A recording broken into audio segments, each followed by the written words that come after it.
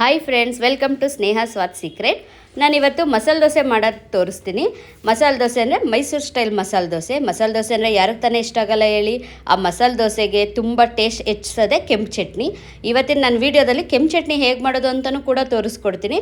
But ಆದರೆ ನನ್ನ ವೀಡಿಯೋನ ಯಾರು ಸ್ಕಿಪ್ ಮಾಡ್ದೇನೆ ಪೂರ್ತಿ ವೀಡಿಯೋ ನೋಡಬೇಕು. ಆವಾಗಲೇ ನಿಮಗೆ ಪರ್ಫೆಕ್ಟಾಗಿ ಕೆಂಪು ಚಟ್ನಿ ಮಸಾಲೆ ದೋಸೆ ಎರಡೂ ಮಾಡ್ಕೊಳ್ಳೋಕ್ಕೆ ಈಸಿ ಆಗುತ್ತೆ. ಈ ವಿಡಿಯೋ ಸ್ಟಾರ್ಟ್ ಮಾಡೋಕ್ಕೂ ಮುಂಚೆ ಇನ್ನೂ ಯಾರು ನನ್ನ ಚಾನಲ್ಗೆ ಸಬ್ಸ್ಕ್ರೈಬ್ ಆಗಿಲ್ಲ, ಬೇಗ ಬೇಗ ಸಬ್ಸ್ಕ್ರೈಬ್ ಆಗಿ ಸ್ಟಾರ್ಟ್ ಮಾಡೋಣ. ಇವಾಗ ಮಸಾಲೆ ದೋಸೆ ಮಾಡೋಕ್ಕೆ ನೋಡಿ, ದೋಸೆ ಬ್ಯಾಟರ್ ರೆಡಿ ಆಗಿದೆ. ಇದು ದೋಸೆ ಬ್ಯಾಟರ್ ಹೇಗೆ ಮಾಡೋದು ಅಂತ ನಾನು ನಿಮಗೆ ತೋರಿಸ್ತಾ ಇಲ್ಲ, ಯಾಕಂದರೆ ನನ್ನ ಯೂಟ್ಯೂಬ್ ಚಾನಲ್ ನಾನು ಅಪ್ಲೋಡ್ ಮಾಡಿದ್ದೀನಿ.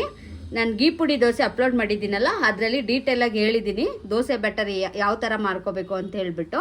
ಅದೇ ಥರ ದೋಸೆ ಬ್ಯಾಟರೇ ನೀವು ಯಾವುದೇ ದೋಸೆ ಮಾಡಿದ್ರೂ ಅದೇ ಥರ ಬ್ಯಾಟರೇ ಯೂಸ್ ಮಾಡಿ, ಚೆನ್ನಾಗಿ ಬರುತ್ತೆ. ಹಾಗಾಗಿ ನಾನು ಈ ವಿಡಿಯೋ ಲಾಂಗ್ ಆಗುತ್ತೆ ಅಂತ ನಾನು ನಿಮಗೆ ಅದನ್ನು ತೋರಿಸ್ತಾ ಇಲ್ಲ ಅಷ್ಟೇ. ನೋಡಿ, ಆಲೂಗೆಡ್ಡೆ ಪಲ್ಯನೂ ರೆಡಿ ಮಾಡಿ ಇಟ್ಕೊಂಡಿದ್ದೀನಿ. ಈ ಆಲೂಗೆಡ್ಡೆ ಪಲ್ಯನೂ ನಾನು ಇವಾಗ ತೋರಿಸ್ತಾ ಇಲ್ಲ ನಿಮಗೆ, ಯಾಕಂದರೆ ನಾನು ಗೀ ಪುಡಿ ದೋಸೆಲೇನೆ ಈ ಆಲೂಗೆಡ್ಡೆ ರೆಸಿಪಿನೂ ಹಾಕಿದ್ದೀನಿ, ನೀವಲ್ಲಿ ನೋಡ್ಕೋಬೋದು. ಇದು ಕೆಂಪು ಚಟ್ನಿ ಮಸಾಲೆ ದೋಸೆಗೆ ಬೇಕಲ್ವ ಅದು. ಇದು ನೋಡಿ ಹೇಗೆ ಮಾಡೋದು ಅಂತ ಈ ವಿಡಿಯೋದಲ್ಲಿ ನಾನು ಇವಾಗ ಇದನ್ನು ತೋರಿಸ್ತೀನಿ. ಹಾಗೇನೇ ನೋಡಿ, ಚಟ್ನಿನೂ ರೆಡಿಯಾಗಿದೆ. ಈ ಚಟ್ನಿನೂ ಹೇಗೆ ಮಾಡೋದು ಅಂತ ಈ ವಿಡಿಯೋದಲ್ಲೇ ನಾನು ತೋರಿಸ್ತೀನಿ.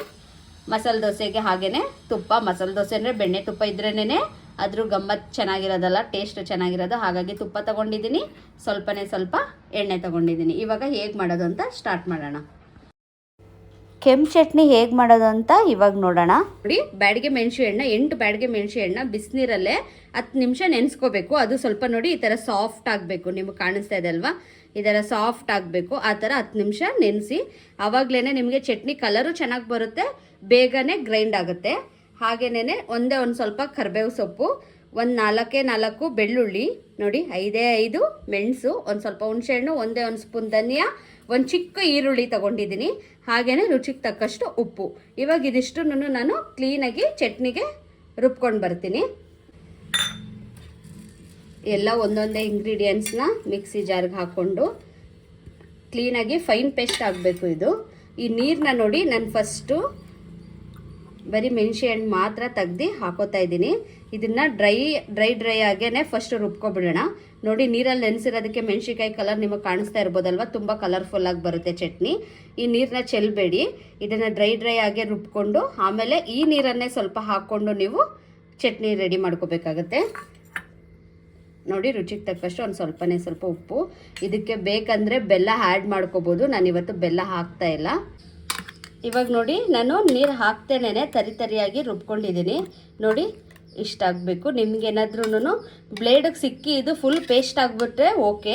ಏನಾದರೂ ನಿಮಗೆ ಪೇಸ್ಟ್ ಆಗ್ತಾಯಿಲ್ಲ, ಕರೆಕ್ಟಾಗಿ ಆಗ್ತಾಯಿಲ್ಲ ಅಂತಂದರೆ ಇದು ಆಪ್ಷನಲ್ಲಿ ಹೇಳ್ತಾ ಇದ್ದೀನಿ. ಬೇಕಂದರೆ ನೋಡಿ, ಇಲ್ಲಿ ಒಂದು ಸ್ಪೂನಷ್ಟು ಹುರ್ಗಡ್ಲೆ ಹಾಕ್ಕೊಂಡು ರುಬ್ಕೊಳ್ಳಿ, ಅವಾಗಿನ್ನೂ ನಿಮಗೆ ಫೈನ್ ಪೇಸ್ಟ್ ಆಗುತ್ತೆ. ಇಲ್ಲ ಅಂತ ಅಂದರೆ ಮಸಾಲೆ ದೋಸೆಗೆ ನಾವು ಬಳಿತೀವಲ್ಲ ಚಟ್ನಿ, ಆವಾಗ ಇದೆಲ್ಲ ನೋಡಿ ಮೆಣಸು ಧನಿಯಾ ಎಲ್ಲ ಹಾಗೇನೇ ಕಾಣಿಸುತ್ತೆ, ಬಾಯಿಗೆ ಸಿಗುತ್ತೆ. ನಿಮಗೆ ಜಾರ್ ಚಿಕ್ಕದಿದ್ದು ಪೇಸ್ಟ್ ಆಗಿಬಿಡ್ತು ಅಂದರೆ ಈ ಕಡಲೆ ಮಿಕ್ಸ್ ಮಾಡೋದು ಬೇಡ. ಏನಾದರೂ ನಿಮಗೆ ಕರೆಕ್ಟಾಗಿ ಆಗ್ತಾಯಿಲ್ಲ ಚಟ್ನಿ ಅಂತಂದರೆ ನೀವು ಈ ಟಿಪ್ನ ಯೂಸ್ ಮಾಡ್ಬೋದು. ಇವಾಗ ನೋಡಿ ನಾನು ಕಡಲೆ ಹಾಕಿದ್ಮೇಲೆ ನೈಸಿಗೆ ರುಬ್ಕೊಂಡು ಬಂದಿದ್ದೀನಿ, ನಿಮಗೆ ಕಾಣಿಸ್ತಾ ಇರ್ಬೋದು. ಫೈನ್ ಪೇಸ್ಟ್ ಆಗಿದೆ, ತುಂಬ ತೆಳು ಮಾಡ್ಕೋಬೇಡಿ. ಇದು ಇಷ್ಟಿದ್ರೆ ಸಾಕು, ಇದು ಪರ್ಫೆಕ್ಟ್ ಆಗಿದೆ. ಇವಾಗ ನಾನು ಮಾಮೂಲಿ ಚಟ್ನಿ ಮಾಡೋದು ಹೇಗೆ ಅಂತ ತೋರಿಸ್ತೀನಿ. 3/4 ಬೌಲಷ್ಟು ಹುರ್ಗಡ್ಲೆ ತಗೊಂಡಿದ್ದೀನಿ. ಇದನ್ನು 3/4 ಬೌಲೆ ತೆಂಗಿನಕಾಯಿ ಕಟ್ ಮಾಡಿ ಇಟ್ಕೊಂಡಿದ್ದೀನಿ. ಒಂದು ಸ್ವಲ್ಪ ಕೊತ್ತಂಬರಿ ಸೊಪ್ಪು, ರುಚಿಗೆ ತಕ್ಕಷ್ಟು ಉಪ್ಪು, 6 ಹಸಿಮೆಣಸಿಕಾಯಿ, ಒಂದು ಸ್ವಲ್ಪ ಹುಣಸೆಹಣ್ಣು, 2 ಬೇಳೆ ಬೆಳ್ಳುಳ್ಳಿ. ಇವಾಗ ಇದಿಷ್ಟು ಮಿಕ್ಸಿ ಜಾರ್ಗೆ ಹಾಕಿ ಕ್ಲೀನಾಗಿ ರುಬ್ಕೊಂಡು ಬಂದರೆ ನಮ್ಮ ಚಟ್ನಿ ರೆಡಿ ಆಗುತ್ತೆ. ನಾನು ಒಂದೊಂದೇ ಇಂಗ್ರೀಡಿಯೆಂಟ್ಸ್ನ ನಾನು ಮಿಕ್ಸಿ ಜಾರ್ಗೆ ಹಾಕೋತಾ ಇದ್ದೀನಿ. ಈ ಕೊತ್ತಂಬರಿ ಸೊಪ್ಪು ಲಾಸ್ಟಲ್ಲಿ ಹಾಕೋಣ, ಫಸ್ಟೇ ಬೇಡ. ಸ್ವಲ್ಪ ಉಪ್ಪು. ಇವಾಗ ಇದಿಷ್ಟು ನಾನು ರುಬ್ಕೊಂಡು ಬರ್ತೀನಿ. ನೋಡಿ, ಈಗ ಚಟ್ನಿ ಮುಕ್ಕಾಲು ರುಬ್ಕೊಂಡಿದ್ದೀನಿ ನಾನು, ಸ್ವಲ್ಪ ತರಿ ಇದೆ. ಈ ಟೈಮಲ್ಲಿ ನಾನು ಕೊತ್ತಂಬರಿ ಸೊಪ್ಪು ಹಾಕ್ತಾಯಿದ್ದೀನಿ. ಇವಾಗ ನೋಡಿ, ಚಟ್ನಿ ರೆಡಿ ಇದೆ. ಕೊತ್ತಂಬರಿ ಸೊಪ್ಪು ಹಾಕಿದ್ಮೇಲೆ ಫುಲ್ ಪೇಸ್ಟ್ ಮಾಡಬೇಡಿ. ನೋಡಿ, ಸ್ವಲ್ಪ ಕೊತ್ತಂಬರಿ ಸೊಪ್ಪು ನೋಡಿ ಲೀಫ್ ಈ ಥರ ಕಾಣಬೇಕು, ಕೊತ್ತಂಬರಿ ಸೊಪ್ಪು ಎಲೆಗಳು ಆ ಥರ ರುಬ್ಕೊಂಡ್ರೆ ಸಾಕು, ಅವಾಗ ಚೆನ್ನಾಗಿರುತ್ತೆ. ಇವಾಗ ಚಟ್ನಿನೂ ರೆಡಿಯಾಗಿದೆ. ಇವಾಗ ಮಸಾಲೆ ದೋಸೆ ಹೇಗೆ ಮಾಡೋದು ಅಂತ ಸ್ಟಾರ್ಟ್ ಮಾಡೋಣ. ಇವಾಗ ನೋಡಿ, ಒಂದು ಕಲ್ಲು ಕಾಯಕ್ಕೆ ಇಟ್ಕೊಂಡಿದ್ದೀನಿ. ನೀವು ನಾನ್ ಸ್ಟಿಕ್ಕಲ್ಲಿ ಮಸಾಲೆ ದೋಸೆ ಮಾಡಿದ್ರೆ ನಿಮಗೆ ಯಾವತ್ತೂ ದೋಸೆ ಚೆನ್ನಾಗಿ ಬರಲ್ಲ. ಅದು ನನ್ನ ಒಪಿನಿಯನ್ನು, ಅದು ನಿಮ್ಮ ಇಷ್ಟ. ನಾನೀಗ ಹೇಳ್ತಾ ಇದ್ದೀನಿ ಅಂತ ಹೇಳ್ಬಿಟ್ಟು ತವಾಲಿ ಚೆನ್ನಾಗೇ ಬರಲ್ಲ ದೋಸೆ ಅಂತಲ್ಲ. ನನ್ನ ರುಚಿ ಹೇಳ್ತಾ ಇದ್ದೀನಿ. ತವಾಲಿ ದೋಸೆ ಮಾಡಿದ್ರೆ ನಿಮಗೆ ದೋಸೆ ಟೇಸ್ಟ್ ಚೆನ್ನಾಗಿ ಬರಲ್ಲ. ಯಾವತ್ತೂ ದೋಸೆ ಕಲ್ಲಲ್ಲಿ ಮಾಡಿದ್ರೇ ಟೇಸ್ಟ್ ಚೆನ್ನಾಗಿರೋದು. ನೋಡಿ ಇವಾಗ ನಾನು ಹಾಕೋತಾ ಇದ್ದೀನಿ.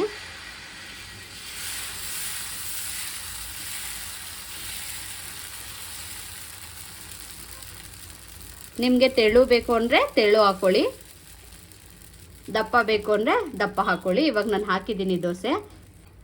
ನೋಡಿ ದೋಸೆ ಹಾಕ್ಕೊಂಡಿದ್ದೀನಿ. ಹಾಕ್ಕೊಂಡಾದ್ಮೇಲೆ ನೋಡಿ ಎಣ್ಣೆ ಹಾಕ್ಕೊಳ್ಳಿ. ಇವಾಗ ನೋಡಿ ನಾನು ಕೆಂಪು ಚಟ್ನಿ ಹಾಕ್ತಾಯಿದ್ದೀನಿ. ಇದನ್ನು ನೀವು ಏನು ಖಾರ ಇರಲ್ಲ, ತುಂಬ ಖಾರ ಅಂತೇನು ಅನ್ಕೋಬೇಡಿ. ನಾವು ಬ್ಯಾಡಗೆ ಮೆಣಸಿನ ಯೂಸ್ ಮಾಡಿರೋದ್ರಿಂದ ಖಾರ ಬರಲ್ಲ, ಕಲರ್ಫುಲ್ಲಾಗಿ ಟೇಸ್ಟ್ ಚೆನ್ನಾಗಿರುತ್ತೆ. ನಿಮಗೆ ಸ್ವಲ್ಪ ಬೇಕು ಅಂದರೆ ಸ್ವಲ್ಪ ಹಾಕ್ಕೊಳ್ಳಿ, ಜಾಸ್ತಿ ಬೇಕಂದರೆ ಜಾಸ್ತಿ ಹಾಕ್ಕೊಳ್ಳಿ. ಇದು ನೋಡಿ ನಾನು ಕ್ಲೀನಾಗಿ ಅಪ್ಲೈ ಮಾಡ್ಕೊಂಡಿದ್ದೀನಿ. ನೀವು ಈ ಥರ ದೋಸೆ ಮಾಡುವಾಗ ಹೈ ಫ್ಲೇಮ್ ಇಟ್ಕೋಬೇಡಿ, ಲೋ ಫ್ಲೇಮ್ ಇಟ್ಕೊಳ್ಳಿ. ದೋಸೆ ಕ್ಲೀನಾಗಿ ಕುಕ್ ಆಗಲಿ. ಆಮೇಲೆ ಲೋ ಫ್ಲೇಮಲ್ಲಿ ನೀವು ದೋಸೆ ಮಾಡಿದ್ರೆ ಕ್ರಿಸ್ಪಿಯಾಗಿರುತ್ತೆ ದೋಸೆ, ಹಾಗಾಗಿ ಲೋ ಫ್ಲೇಮೇ ಇಟ್ಕೊಳ್ಳಿ. ನೋಡಿ ನಿಮಗೆ ಎಷ್ಟು ಟೇಸ್ಟ್ಗೆ ಎಷ್ಟು ಬೇಕೋ ಅಷ್ಟು ತುಪ್ಪ ಹಾಕ್ಕೊಳ್ಳಿ. ತುಪ್ಪ ಹಾಕ್ಕೊಂಡು ಒಂದೆರಡು ನಿಮಿಷ ಬಿಡಬೇಕು. ಅದಕ್ಕೆ ಹೇಳಿದ್ದು ಲೋ ಫ್ಲೇಮ್ ಇಟ್ಕೊಳ್ಳಿ ಅಂತ ಹೇಳ್ಬಿಟ್ಟು. ಇವಾಗ ನೋಡಿ ಈ ಟೈಮಲ್ಲಿ ನಾನು ಇದಕ್ಕೆ ಪಲ್ಯ ಹಾಕ್ತಾಯಿದ್ದೀನಿ. ಇವಾಗ ನೋಡಿ ನಾನು ದೋಸೆ ತೆಗಿತಾ ಇದ್ದೀನಿ.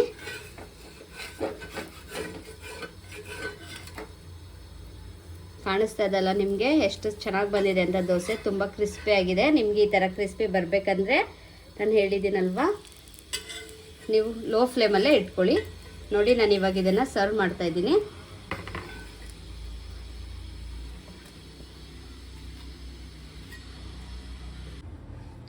ನೋಡಿ ಎಷ್ಟು ಚೆನ್ನಾಗಿ ಬಂದಿದೆ ಅಲ್ವಾ? ಈಗ ನೀವು ಹೋಟೆಲಲ್ಲಿ ಮಾಡೋ ಥರನೇ ಮಸಾಲೆ ದೋಸೆ ನಿಮ್ಮ ಮನೇಲೂ ಸೂಪರಾಗಿ ಮಾಡ್ಕೋಬೋದು. ನಾನು ತೋರಿಸೋ ಥರನೇ ನೀವು ಮಾಡ್ಕೊಳ್ಳಿ.